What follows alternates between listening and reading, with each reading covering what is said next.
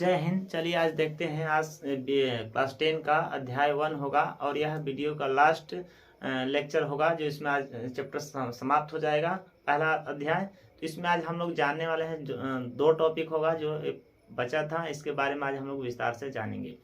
तो आइए हम जानते हैं कौन कौन से दो टॉपिक हैं जो बचे हैं, जो इस वीडियो में हम लोग जानने वाले हैं। पहला एक संक्षारण है जिसके बारे में हम लोग जानेंगे, और दूसरा है विकृत गंधिता का अर्थ क्या होता है। यानी संक्षारण और विकृत गंधिता का अर्थ क्या होता है, इसके बारे में हम लोग इस वीडियो में जानने वाले हैं। तो वीडियो को पूरा लास्ट तक देखिएगा ताकि समझ में आएगा।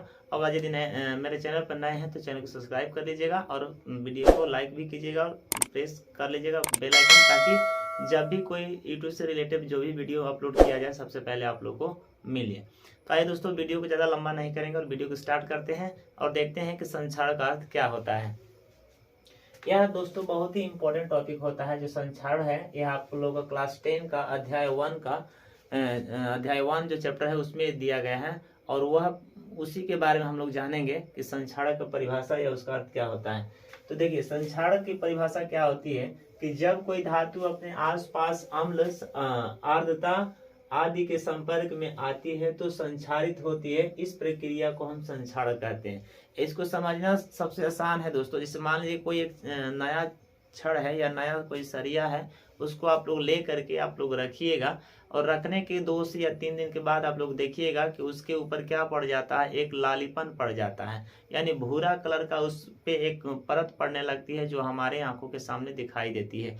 उसको हम लोग अपने भाषा में क्या कहते हैं, उस पर मामर लगना या जंग लगना के नाम से जानते हैं। यह प्रक्रिया क्यों होती है, यह संक्षारण के कारण ही होती है। यानी जब भी कोई भी वस्तु हो, जब वो अपने आसपास के अम्ल वाले जो आर्द्रता जो प्रक्रिया होती है, जो आर्द्रता जो समय होता है, यानी उस वातावरण में जैसे ही प्रवेश करती है, उसके साथ जैसे ही मिलाप करती है, अभिक्रिया करना स्टार्ट कर देती है, तो उस पर क्या होता है, एक भूरा कलर का उस पर परत चढ़ जाता है, और उसको हम क्या कहते हैं, जंग लगना के नाम से जानते हैं। तब वह वस्तु क्या होती है, संक्षारित होने लगती है, और उसी प्रक्रिया को हम क्या कहते हैं, संक्षारण के नाम से जानते हैं। यह दोस्तों किसी भी लोहे से बनी हुई वस्तुओं के मतलब की देखने को मिलता है। अब इसमें देखिए संक्षारण के कारण क्या क्या नुकसान होते हैं, क्या क्या क्षतिग्रस्त हो सकते हैं, इसके बारे में जानिए। तो देखिए यहाँ पर हमने लिख दिया कि संक्षारण के कारण मतलब क्या क्या उसमें क्षतिग्रस्त हो सकते हैं, कौन कौन से वस्तुएं हैं जो इसके संपर्क में आ सकते हैं। क्योंकि पहले हम लोग परिभाषा में देख लेंगे, कोई भी धातु हो, कोई भी वस्तु हो, अगर वह अपने आसपास के अम्ल वाले आर्द्रता के साथ अभिक्रिया करता है तो वह संचारित हो जाता है। असंचारित होने वाली प्रक्रिया को हम क्या कहते हैं, संक्षारण के नाम से जानते हैं। इसका सबसे आसान एग्जांपल है जो मैं पहले बताया हूँ। एक लोहे के कील लीजिए, जो नया कील खरीद दुकान से लाइए और उसको बाहर रख दीजिए 1-2 दिन। उसके बाद आप लोग को ये प्रक्रिया देखने को स्पष्ट पता चल जाएगी किस प्रकार उसमें जंग लगता है। तो उसी जंग को हम क्या कहते हैं, संक्षारण कहा जाता है। अब संक्षारण के कारण क्या क्या प्रक्रिया होती है, कितने से नुकसान क्षतिग्रस्त होते हैं, इसके बारे में जानिए। सबसे पहले आप लोग देखेंगे कार के जो ढांचे होते हैं, जो कार का ऊपर का जो बॉडी होता है जो बनाया जाता है, उसको आप लोग देखे होंगे पेंट किया हुआ। यानी वो सारी जो प्रक्रियाएं होती है उसमें टीन या लोहे का जो भी लगा होता है वस्तु, उसको हम क्या कहते हैं, पेंट किया हुआ रहता है, ताकि वो क्या होता है, संक्षारण न हो सके। उसके बाद देखिए पुल आप लोग देखे होंगे, पुल में भी क्या होता है, संक्षारण लग जाता है और पुल को क्या करता है, नुकसान कर देता है। उसके बाद से देखिए लोहे की कोई रेलिंग है, कोई छत है या उस पर कोई लोहे की रेलिंग लगी हुई है, अगर उस रेलिंग को हम उसको अगर यदि पेंट नहीं करते हैं तो उस पर क्या होता है, संक्षारण उसमें पकड़ लेता है और उससे संक्षारित हो जाता है, और इस प्रकार धीरे धीरे क्या होता है, नष्ट होने लगता है।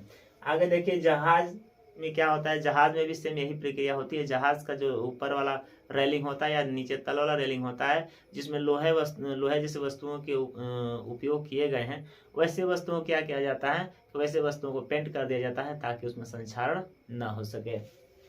उसके बाद देखिए विशेषकर जो लोहे से बनी धातुएं वस्तुएं होती हैं वही ज्यादा क्या होती है, क्षतिग्रस्त हो जाती है। लेकिन अगर यदि जो वस्तुएं लोहे से नहीं बनी होती है वह क्षतिग्रस्त नहीं होती है, क्योंकि उसमें जंग नहीं लग पाता है, उसमें वो संक्षारण की प्रक्रिया नहीं हो पाती है। तो इसीलिए हमें ज्यादा क्षतिग्रस्त उस वस्तु से होती है जो लोहे से बनी होती है।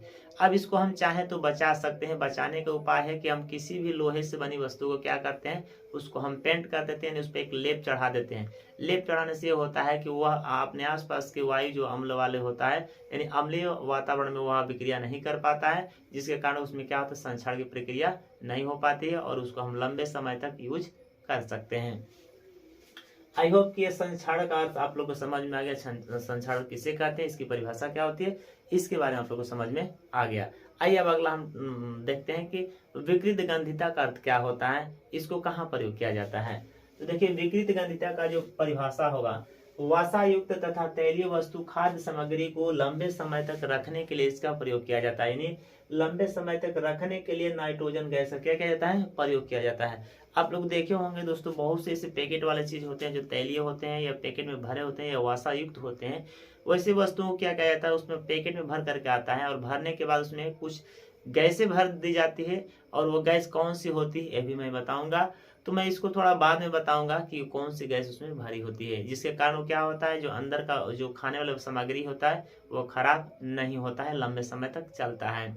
जैसे आप लोग बहुत सी वस्तु देखे होंगे कि मतलब कोई पैकेट वाला चीज है या कोई वस्तु ला करके घर पे रख दीजिए, तो कुछ दिन जैसे बीतता है तो उसमें क्या होता है कि उसमें एक गंध आने लगती है। और वह गंध ऐसा होता है जिससे मतलब कि उसका स्वाद क्या होता है, बदल जाता है। उसको खाने में यह लगता है कि उसका स्वाद पहले के प्रति क्या हो गया, खराब हो गया, बदल गया, उसमें से गंध आ रही है।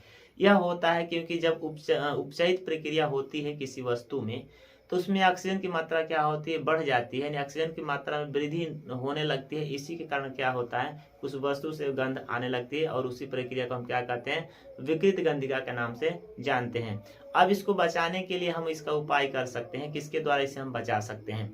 तो किसी भी सामग्री हो, किसी भी वस्तु हो, कोई भी खाद्य सामग्री हो, अगर यदि उसको लंबे समय तक रखना है तो उसमें हम क्या करते हैं, उपचयित जो ऑक्सीजन होता है उसको हमें हटा करके और नाइट्रोजन गैस उसमें क्या कर दिया जाता है, भर दिया जाता है। जिसके कारण क्या होता है कि वो लंबे समय तक वह टिकाऊ होता है और उसमें से जो भी सामग्री वस्तु उसके अंदर पैक की जाती है वह वस्तुएं खराब नहीं होती हैं, यानी उसमें से कोई गंधिक यानी जो स्वाद होता है वो नहीं आ पाता है, यानी विकृत गंधिका नहीं हो पाती है। तो यह दोस्तों उसमें इसके द्वारा होता है ताकि मतलब अगर यदि मान लीजिए कोई वस्तु उसमें अगर यदि ऑक्सीजन की उपचयित होने लगे, यानी ऑक्सीजन की मात्रा में वृद्धि होने लगती है, तब ये जाकर प्रक्रिया होती है, कोई वस्तु खराब हो जाता है। अगर खराब हो जाता है वस्तु तो खाने में स्वादिष्ट नहीं लगता है, क्योंकि उसका जो गंध होता है परिवर्तन हो जाता है। तो इसीलिए इसको बहुत लंबे समय तक रखने के लिए नाइट्रोजन गैस का प्रयोग किया जाता है। आप लोग देखे होंगे, दुकानों पर जाते होंगे तो देखे होंगे बहुत 2 साल का उसमें पैकेट में भरा हुआ वस्तु सामग्री रहता है, लेकिन फिर भी वो खराब नहीं होता है। खराब नहीं होने का मुख्य कारण यही होता है कि उसमें नाइट्रोजन गैस भरा जाता है और ऑक्सीजन को हटा दिया जाता है। ये प्रक्रिया होती है दोस्तों, और इसी प्रक्रिया को हम क्या करते हैं, विकृत गंधिका के नाम से जानते हैं। तो आई होप कि यह दो पॉइंट था दोस्तों, ये आप लोगों को क्लियर हो गए होंगे और इसकी परिभाषा भी आपको याद हो गया होगा। बस ये आज का जो लेसन है, आज हमारा पहला लेसन समाप्त हो गया। क्लास 10 का साइंस का पहला लेसन समाप्त हो गया। अब हम इस वीडियो में बस इतना ही जानेंगे और अगले वीडियो में फिर हम मिलेंगे आपसे, जो उसमें अगला अध्याय यानी दूसरा अध्याय हम स्टार्ट करेंगे, जो अगले वीडियो से हम पढ़ेंगे।